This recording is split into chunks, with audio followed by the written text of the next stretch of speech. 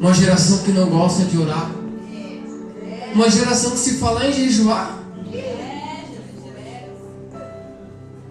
Mas a gente quer viver tudo que esses homens viveram, essas mulheres viveram. Mas sim pagar o preço que eles pagaram. Porque é lindo quando a gente vê no capítulo 8 de Atos e fala: nossa, Felipe ouviu a voz do Senhor. Ele foi até onde o Senhor mandou. Aí o Espírito Santo diz, fala com ele de novo. A gente fica: por que Deus não fala comigo? Agora imagina tanto que esse homem orava até chegar nesse ponto de ser sensível a ouvir a voz de Deus. O tanto que ele não dobrou os joelhos, o tanto que ele não chorou, o tanto de coisas que ele não passou. Porque se a gente quiser de verdade, há um preço a ser pago. Lembra quando os discípulos de João e os discípulos do sacerdote chegaram até Jesus e falaram assim: olha, os discípulos de João jejuam e oram, e também o do sacerdote, mas por que os seus discípulos não jejuam e não oram? Aí Jesus disse: porque eles ainda estão com o noivo. Eles ainda estão curtindo as bodas do noivo. Mas porém haverá um momento que eles terão que jejuar e orar. Aí acontece um episódio inédito. Jesus está ausente dos seus discípulos. Chega um pai com seu filho que era possuído por um demônio que o queria destruir, que lançava ele na água, lançava ele no fogo. Aí os 12 discípulos vão, colocam a mão. Eles já haviam expulsado o demônio, já haviam curado, porque já tinham sido enviados por Cristo. Eles colocam a mão, nada acontece. Todos falam: alguma coisa está errada, porque a gente segue o Senhor, a gente já fez isso, por que não funciona? Aí Jesus chega, realiza o milagre. Aí depois, quando a multidão saiu, porque os discípulos não queriam ser envergonhados, eles chegam e perguntam: mestre, por que a gente não conseguiu expulsar aquele demônio? Aí Jesus fala: porque certas castas de demônios só saem com jejum e oração. Então isso é conhecimento, é maturidade, é coisas que a gente vai aprendendo na caminhada. Que não é qualquer demônio que você vai colocar a mão e ele vai sair. Que não é tudo demônio dentro da casa do Senhor. Que não é que a vida daquela pessoa está torta por causa de Satanás, por causa do demônio. Então, se eu não tiver um amadurecimento, a sabedoria dada por Deus, a intimidade dada por Ele no dia a dia, eu não consigo discernir essas coisas. E esse é um dom muito importante. O dom do discernimento de espíritos. São 9 dons. A gente precisa saber quais são. São 9 o fruto do Espírito, que formam um. A gente precisa saber quais são. A gente precisa saber qual é a armadura de Deus que Paulo deixou detalhada para que a gente se revista.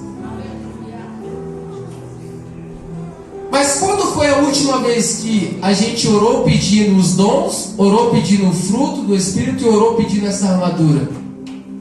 Aleluia, Jesus. Então, se a gente fosse levar para a atual realidade, nós estamos num campo de batalha, numa guerra perigosa, que os principados e as potestades estão batalhando para destruir tanto a nossa vida quanto a da nossa família, da igreja do Senhor, e a gente está como um soldado despreparado, sem armamento, sem defesa. Então qualquer flecha que o inimigo lança, qualquer dardo que ele lança, qualquer brado do rugido dele ao derredor, só porque você não tem se preparado. Então até Felipe chegar a este nível, chegar neste estágio de poder ouvir a voz de Deus e seguir sem medo para fazer a missão a qual Deus estava dando, ele precisou se preparar. Ele precisou amadurecer. Ele precisou começar por baixo, dia após dia, orando, buscando, servindo, até que chegasse o momento. Porque é interessante interessante que até chegar neste momento dele ser usado para falar com este mordomo da rainha Candace, ele havia evangelizado toda a cidade de Samaria. Então ele é alguém que já estava envolvido ali. Ele é alguém que já vivenciou várias e várias coisas neste momento.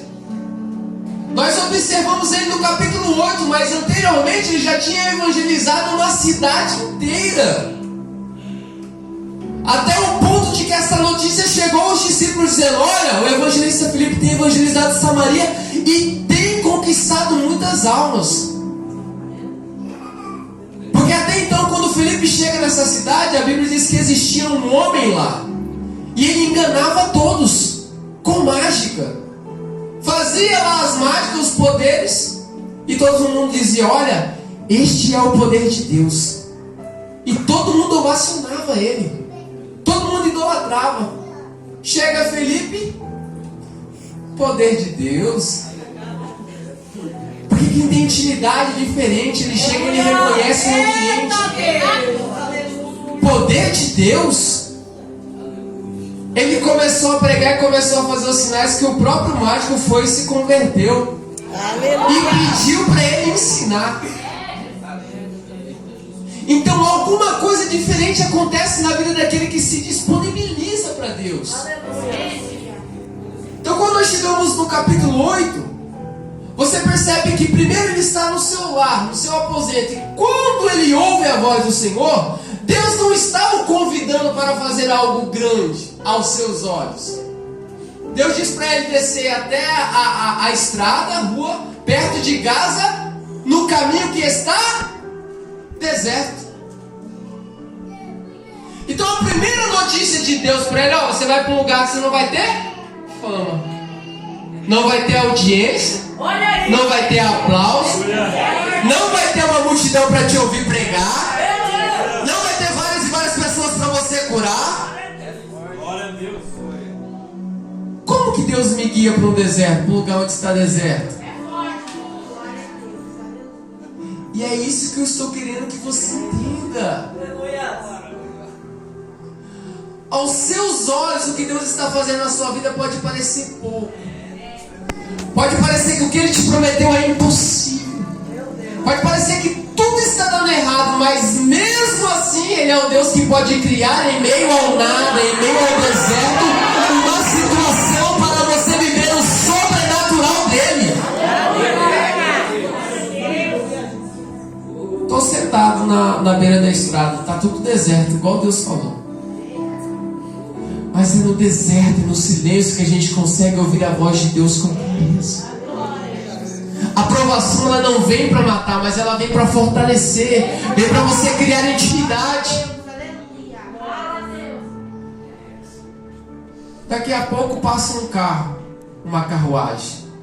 Aí o Espírito Santo volta a falar com ele. Se achega até este carro. Agora preste atenção, alguém que tem intimidade, alguém que está se preparando, está preparado, ele não precisa que Deus fique falando com ele todo culto. Ele não precisa que Deus fique levantando um profeta. Ele não precisa que Deus fique confirmando para ele toda hora. Por quê? Ele tem intimidade no dia a dia. Deus só vai dar um sinal, Deus só vai direcionar, Deus só vai te mostrar o rumo. Mas quando chegar, você tem que saber o que fazer. Deus fala com ele, vai até a estrada, tá deserto, do jeito que Deus falou. Agora o Espírito Santo fala: ó, tá passando a carruagem, chega perto dela. Quando ele chega, ele já ouve, presta atenção, ele já ouviu que o homem lia o livro do profeta Isaías. Toda intimidade. É isso que faz a gente ser diferente. Alguém comentar algo, você fala: ah, eu conheço essa passagem, ela é assim, assim, assim, e quer dizer isso, isso, isso. A pessoa já vai: eu vou dar liberdade para ele falar para mim, porque ele viu que você entende, viu que você conhece.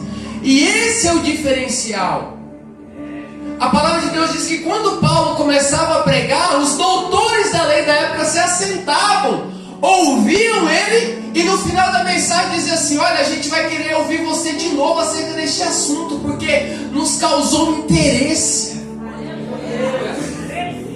Então o que sai da minha e da sua boca tem que causar interesse aos corações, aos ouvidos que estão ouvindo.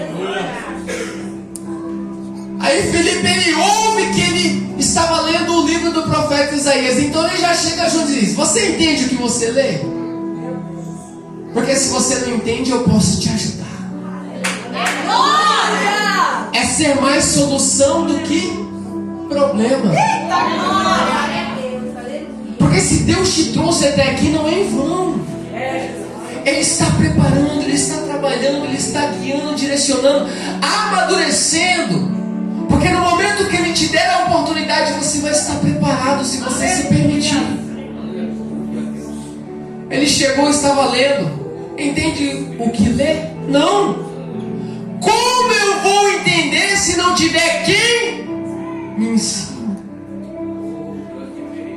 Então a missão que é dada a nós é levar a palavra, levar a presença de Deus àqueles que não conseguem entender o quão bom é servir a Cristo.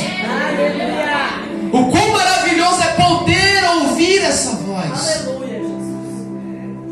Por incrível que pareça, essa passagem foi que me fez se apaixonar por ser evangelista. Eu e Deus lendo, eu falei assim: puxa Deus, como é maravilhoso isso. Eu li o evangelista Felipe e falava: nossa, como será que é ser arrebatado? Como será que ia acontecer isso? Eu ficava tão emocionado, inspirado. E eu falava só com Deus, ninguém sabia que eu queria ser evangelista. Inspirado no capítulo 8. E um dia na nossa igreja, lá todo mundo discutindo isso, aquilo, falando negócio de unção. Aí o irmão falou assim: ah, o senhor podia ungir o Romário a diácono e depois a presbítero. E eu nunca tinha conversado com o meu pastor. Meu pastor me disse assim: ninguém tira do meu coração que o Romário é evangelista. Eu nunca tinha conversado com o meu pastor, só um Deus lendo a Bíblia.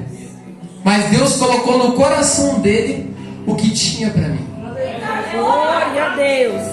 Então a intimidade faz você vivenciar coisas incríveis. Depois que eu me inspirei no evangelista Felipe e comecei a buscar, a orar, a ler, coisas maravilhosas começaram a acontecer. Porque eu comecei a entender que quanto mais eu me importava com as coisas de Deus, mais Deus permitia com que eu conhecesse, que eu adentrasse no mundo espiritual. E você vai se apaixonando, você vai gostando, e você vai vendo cada dia mais coisas diferentes, Deus fazendo, Deus cumprindo, Deus falando. Que você acordar de manhã, o Espírito Santo vir falar para você: olha, hoje você não vai ir trabalhar, você vai lá na igreja porque está acontecendo uma oração. E quando você chegar lá, eu vou falar contigo. E você levantar, ir aonde Deus mandou, e quando chegar lá, Deus usar alguém e falar o que Ele quer.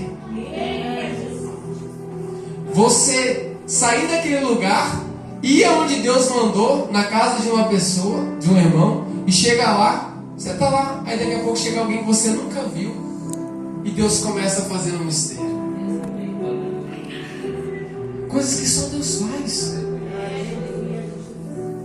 Sabe o que Deus abriu o mundo espiritual e você entender tudo o que está acontecendo na vida de uma pessoa que você nunca viu? Você vê ali o mundo espiritual. Aleluia, Jesus. E todo mundo que está ao redor fica tentando entender, mas é o poder de Deus. Você vê uma pessoa ser liberta. Você vê uma pessoa ser curada. Você vê uma pessoa que chegou numa situação tão complicada e simplesmente parece que saiu um peso da vida daquela pessoa, que é outra pessoa, outra feição. Isso não tem dinheiro que pague. Você vê Deus transformar a vida de uma pessoa. Você vê Deus falar e Ele fazer da forma que Ele disse que falaria. É isso que a gente precisa entender. Então o evangelista Felipe, ele se permitiu ser usado pelo Senhor, para que ele pudesse viver tudo que ele viveu. E quando ele estava neste momento, ele se permitindo ser usado por Deus. Quem sabe ele se lembrando lá do começo, quando Deus havia falado com ele e feito a promessa, que ele seria um instrumento poderoso nas mãos do Senhor, que ele de alguma forma ajudaria as pessoas necessitadas, que Deus cumpriria sobre a vida dele aquilo que prometeu. Ele vendo Deus fazer as mesmas coisas que ele via na vida dos apóstolos. Chega o momento da conquista, chega o momento que a vitória bate a nossa porta, chega o momento que a gente vê os sonhos, os planos, os projetos realizados. Mas até chegar este momento a gente precisa ser firme. E a gente precisa fazer o que é necessário para que chegue neste momento. O Senhor Jesus disse que aquele que semeia deve aguardar, deve esperar para que ele possa colher e participar do fruto. Porque diz, embora ele venha semear e ele saia daquela terra e vá para outro lugar, outro vem e colhe aquilo que ele plantou. Então aquele que lança a semente também tem que ter a paciência de esperar ela crescer e produzir. Então se você quer viver algo diferente na presença de Deus, é preciso semear. Você está aqui, você está semeando. Semeando a sua oração, semeando a sua adoração, semeando o seu tempo de vida. Você está mostrando para Deus que você se importa com o reino dele. Você está dizendo aí no culto de missões que você quer fazer missão. Mas agora você também precisa ter a paciência de ver o trabalhar de Deus na sua vida através do seu plantio. A gente vê o evangelista Felipe ser usado, é lindo, é magnífico. Que maravilhoso é. Eu posso dizer na prática que eu vivi coisas muito parecidas com o que eles viveu aqui. É verdade. Deus faz. Deus dá dom. Deus dá sabedoria. Deus te mostra coisas ocultas, coisas que você nunca imaginaria que você, sabe? Você ir num lugar pregar, só doutores da lei, só pessoas com teologia, todo mundo olhar para você e não te dá nada. Você não tem um terno, você não tem nada, você não tem um sapato. Você é simplesinho, com o seu melhor. E as pessoas nem te cumprimentar. Olhar assim para você sabe? Do alto da cabeça aos pés, não te dá nada, nada, nada. Você se sentir como se fosse um lixo. Aí de repente você está ali lendo, o Espírito Santo só faz assim na sua mente. É como se você entrasse na mensagem de uma maneira que você nunca percebeu aquela mensagem. E quando você começar a pregar, todo mundo ficar de boca aberta, assim, de onde está vindo essa sabedoria? Você trazer uma mensagem que as pessoas começam a chorar, as pessoas começam a aceitar a Cristo através daquela mensagem. E no final do culto, todos aqueles que você viu te humilhar, vim pegar na sua mão e dizer assim: rapaz, que sabedoria é essa que Deus te deu? Eu nunca tinha imaginado essa passagem desse jeito. O pastor que nem foi te cumprimentar, no final do culto falou assim: não, eu vou levar você na sua casa. Porque Deus dá honra a quem dá honra para Ele. Porque quando a gente entende que não somos nada, mas é Ele que está operando, é Ele que está fazendo, as coisas começam a acontecer, começam a fluir. Porque o que acontece com a gente, o impedimento real das coisas não acontecerem, porque a gente coloca na mão do Senhor, mas na mesma hora a gente vai lá e tira. A gente diz: eu confio no Senhor, mas eu vou lá e tento fazer do meu jeito. Eu entrego nas suas mãos, aí daqui a pouco eu puxo na mão do Senhor. E Deus está dizendo assim: não, confia, deixa eu fazer do meu jeito. Por mais que o lugar que eu estou te levando parece que é um deserto, parece que não tem nada, mas vai acontecer. Parece que não vai dar em nada. Todo mundo da família já disse que não vai acontecer, que quem falou aquela palavra não foi de Deus, mas Deus está dizendo assim: confia. Porque aquele que perseverar até o fim, dar-te-ei a coroa da vida. Se coloque de pé, eu quero orar por você. Santo é o nome do Senhor Jesus. Santo é o nome do Senhor Jesus. Tu és real. Fala aos corações, Espírito Santo da verdade. Fala no íntimo do coração dos teus servos, meu Pai. Fala porque os teus servos querem ouvir a tua voz, assim como o evangelista Felipe ouviu a sua voz e foi guiado por ti, meu Deus. Pai, aqui está a tua igreja, Senhor. Meu Deus, o Senhor falou conosco através dos louvores, através desta palavra que foi ministrada, a qual o Senhor colocou em meu coração. Os seus filhos entenderam, meu Pai, que a intimidade contigo, meu Pai, o se disponibilizar na sua presença faz com que a gente viva coisas magníficas, o seu extraordinário, Senhor. Mesmo que a visão do deserto não chame a nossa atenção, meu Pai, mesmo que a direção a qual o Senhor está nos levando parece que não vai dar certo, parece que nada vai fluir, meu Pai, parece que nada está acontecendo, meu Pai, parece que estamos tão distante das coisas que o Senhor nos prometeu, mas mesmo assim, meu Pai, a nossa fé seja aumentada aqui esta noite, meu Pai. A nossa confiança em Ti venha ser redobrada, Senhor. Meu Pai, que possamos, meu Pai, ser renovados pelo poder da Tua presença, meu Pai. Que a Tua unção, meu Pai, seja derramada neste lugar nos corações que estão sedentos, meu Pai.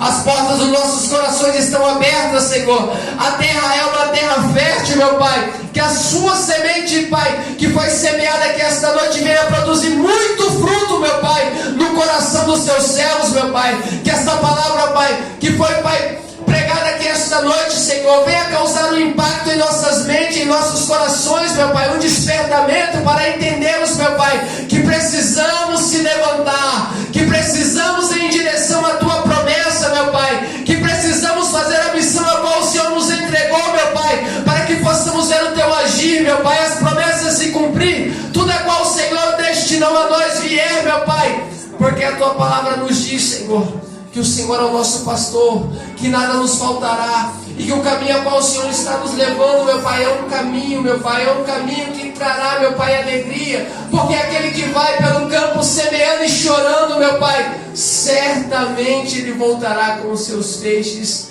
e com um júbilo de alegria. É hora desta maneira te agradecendo, meu Pai, em nome de Jesus. Amém. E as palmas são Deus.